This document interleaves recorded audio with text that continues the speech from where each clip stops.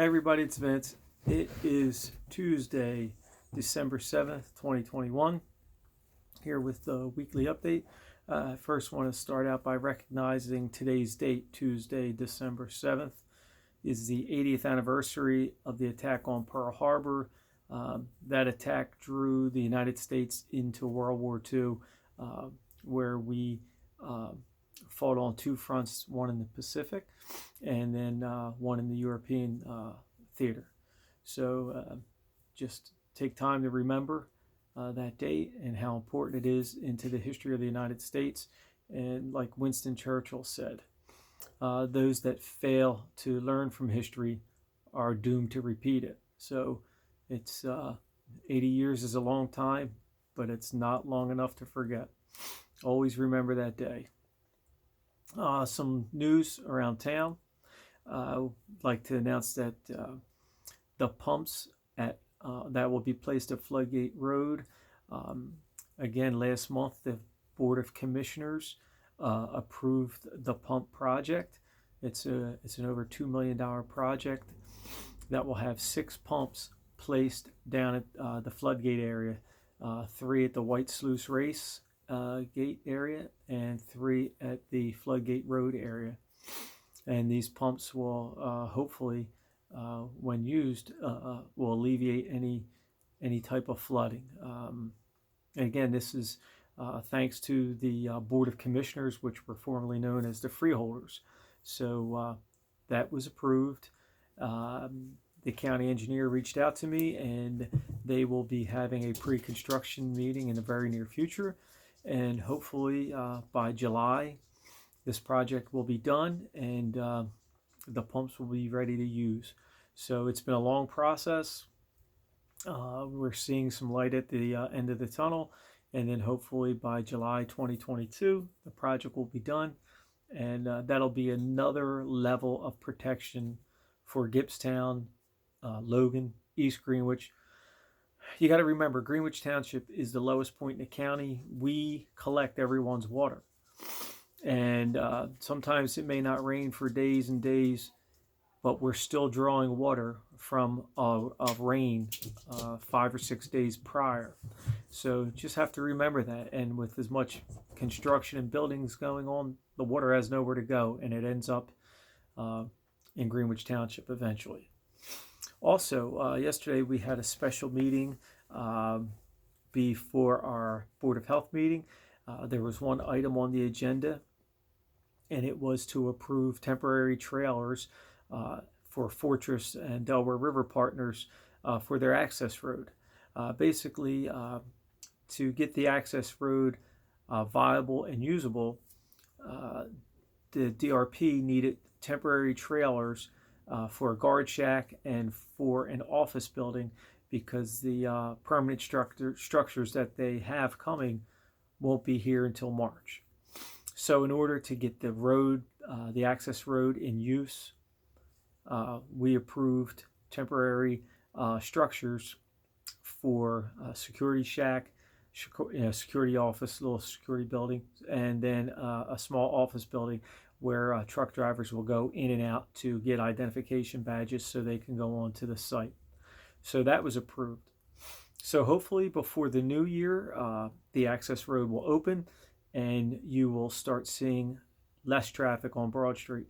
But again, remember, Broad Street, Route 44 is a state highway. It is a truck route. So even though I'm very optimistic that truck traffic will be reduced, there's still going to be truck traffic on there. All right. But that access road is key. And I want to publicly thank Senate President Steve Sweeney, Assemblyman John Berchichelli, Assemblyman Adam Teleferro, and the Gloucester County Board of Commissioners, the director, Robert Damager, and the deputy director, Frank DeMarco. So they were key in getting that access road built. And then DRP is funding their own part of the road. So the Gloucester County part of the road's been done for a few months, and now DRP is finishing up their part of the road. So that's good news. Also, just today, the roof at the Little League baseball canteen was replaced and had new shingles put on. We had to replace some of the plywood to keep the leak, to stop the leaking. So that was done today, and they also the roofers also fixed the shed roof that wasn't originally part of the project, but they saw some things that needed to be fixed, and it was fixed, and they did that within a day. So that's great news. So there is a new roof, new plywood on the canteen down to Little League Field. So again, great news. Got it done in a day, and we used a local contractor who did a great job. On Sunday, we had our tree lighting, which was a great success.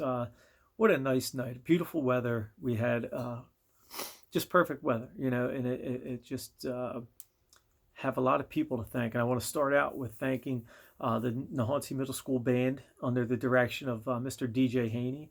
Mr. Haney and about 25 of his students came out, and it's a Sunday night. Mr. Haney didn't have to do that, and he took time out of his personal time on the weekend to come out. 25 of his students also took time out off of their Sunday to come and play for the residents, and they did a great job. They played 5 or 6 songs, and just really proud of our students, proud of Mr. Haney. They did a great job.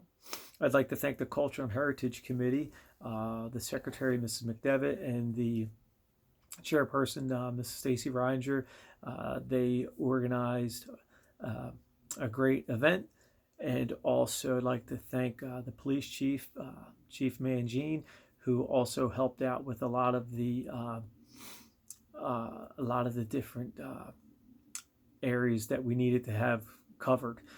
So Chief Mangine, all the police officers that worked, thank you. The Public Works Department, led by Bob Schock and his men, who delivered the tree, put up the tree, decorated the tree, lighted the tree.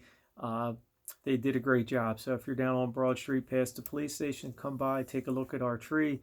They did a great job. Also like to thank the fire company who came out with a truck to block traffic, and thank them. Also, we had a donation from the Children's Entertainment Experts.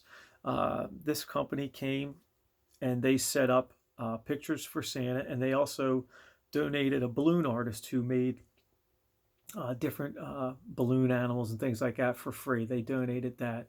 And lastly, I'd like to thank Santa Claus. He came and spent time with our kids, took pictures, listened to our kids, seeing what they want for Christmas. And Santa did a great job, and it was very popular with kids from 8 to 80. So it was great. And lastly, one last announcement. This Sunday, December 12th, the Gibbstown Giving Christmas Car Parade is happening. From 3 to 5, there'll be events down at the North School Street complex. They have bands. I believe the South Pacific Island Dancers will be performing. I believe Glacier will be playing. I believe Santa Claus will be there. So from 3 to 5, there's a bunch of activities. 5:45, the parade starts. The parade route is listed on their Facebook page. You can go check that out. If you live on the parade route, hopefully it's a nice night. You can come and watch the parade, drive by your home, and check out all the decorated cars and everybody that has volunteered their time to participate in the parade. Looking forward to it. I hope Gibbstown Giving gets great weather that day, and we have another nice event prior to Christmas holidays. With that being said, that's all I have. Please, be safe. Go out, talk to your neighbors. Remember what I always say: less Facebook, more face-to-face. We get done more with we than me. And I wish you peace and love, peace and love, peace and love. Have a great week. I'll see you.